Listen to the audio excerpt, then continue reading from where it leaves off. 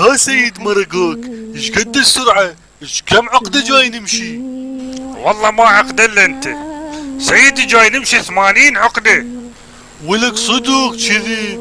شنو عندي توك توك سايبة، لك اروح رصها ضبها. اريد نوصل السواحل البصرة صبيحة يوم الثلاثاء. صبيحة منو هاي؟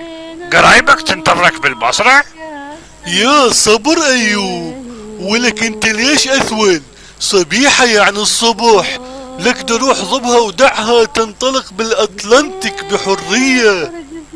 بس حج كابتن، انت تعرف الماكينة جايسة وجاي تنقص دهن، اخاف تقوم بينا بنص الشاط ونصير طابوقة بنص المي. شو نشوف انه سمتية لو بالنية تسحبنا.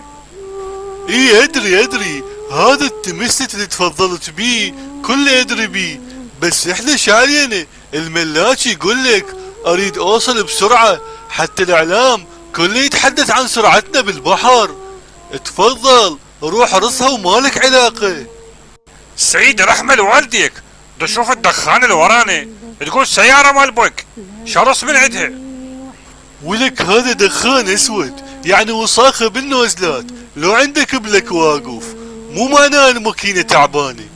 والله حج كابتن شقل لك، ماكينتها تعبانة والحماوة بعدنا ما محركين وصارت فول.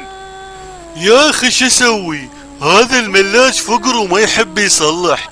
100 مرة قلت له ذب ماكينتها وخلي لها محرك بطة 2.5، لا يحب صرف ولا يحب عضلات. يقول لي يطيح سعرها بالمعارض وتطلع دوية بال80. دروح اكبسها ومالك علاقة، هذا حظه قاعد.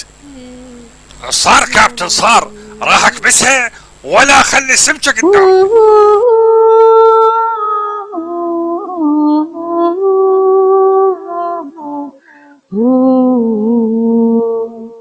طارش راحت للبصر، لاقتني وحدة سمرة